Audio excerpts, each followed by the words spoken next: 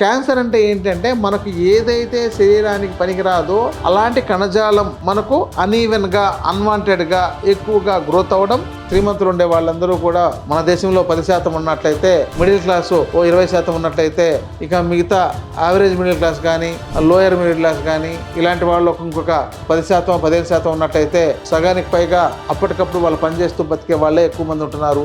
మరి దారిద్ర్య దిగువన ఉండే వాళ్ళు మనకు 20-30% అయినా ఉంటున్నారు. మరి ఇలాంటి వాళ్ళకు వస్తే వాళ్ళు ఎక్కడ ఖర్చు పెట్టాలి, ఎక్కడికి వెళ్ళాలి? ఇక ప్రభుత్వం వాటిలో అన్నింటిలోనూ అందరికీ సరైన వైద్యం అందించడానికి సరిపోతుందా అంటే ఇదంతా ఒక పెద్ద ప్రశ్నగానే చెప్పాలి. నమస్తే, నా పేరు doctor N Subrahmanyam, Ayurveda specialist, Amrutham Ayurvedic hospital, Hyderabad. Stomach cancer అంటే పొట్ట క్యాన్సర్ నేడు అమెరికా లాంటి దేశాల్లో 30-35% మందికి స్టమక్ ఇంట్రెస్టైనల్ క్యాన్సర్స్ ఉన్నాయని ఒక సర్వేలో తేలింది. అంటే చివరి దశకు వచ్చేసరికి ఈ క్యాన్సర్స్ వస్తున్నాయి. మన ఇండియాలో కూడా ఒక 2-5% ఈ సమస్యకు గురవుతున్నారు.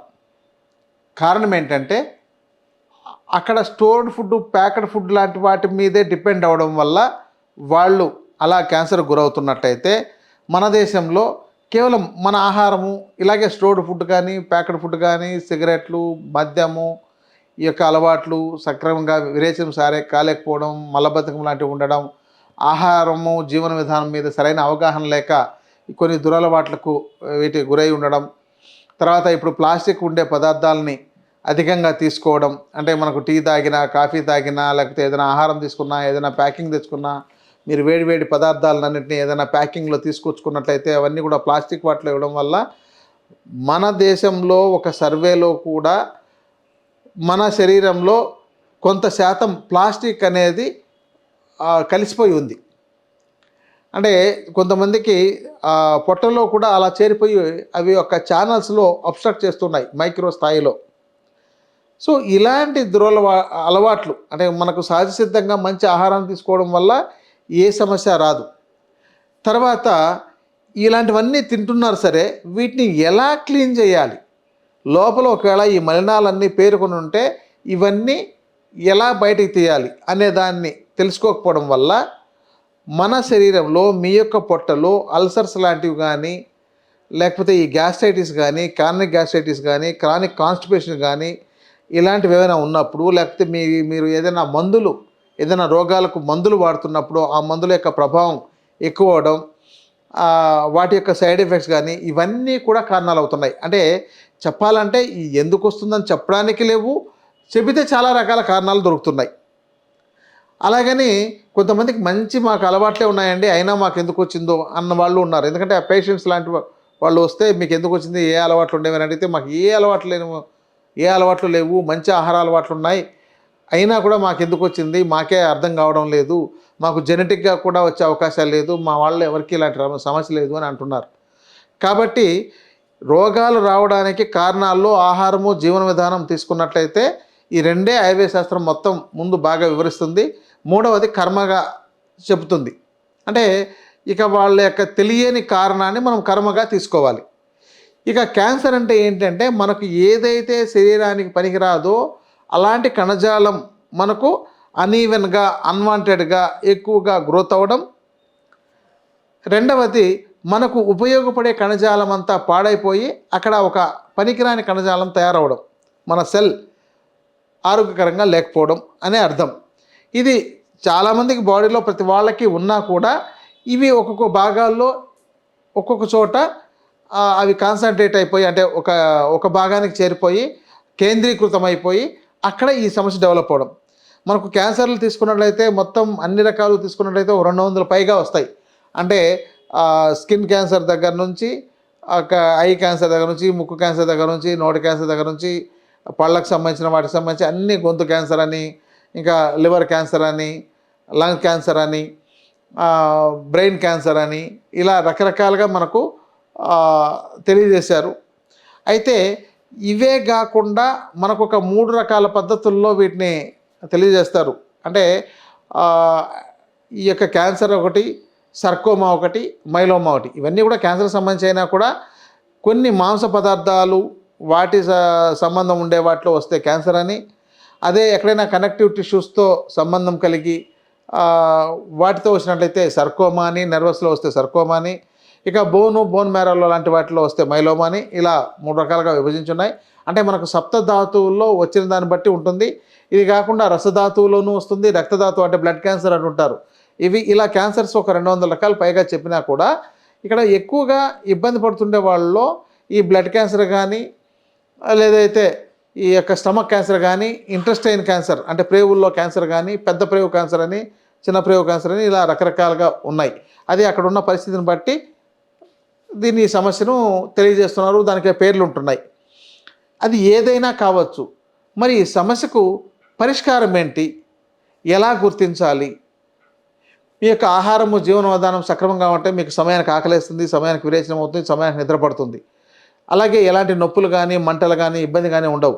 ఎప్పుడైతే సరిగా ఆకలేయడం లేదో, ఎప్పుడైతే సరిగా నిద్రపడడం లేదో, ఎప్పుడైతే మీకు మీ యొక్క శరీరం నొప్పులతో కానీ, మంటలతో కానీ, ఇతర ఇబ్బందులు కలిగినప్పుడు ఎందుకు వస్తుందని టెస్ట్ చేసినప్పుడు కొన్ని రకాల పరీక్షల్లో ఇలాంటివేవో ఉన్నాయని స్కానింగ్స్లో కానీ బయటపడవచ్చు.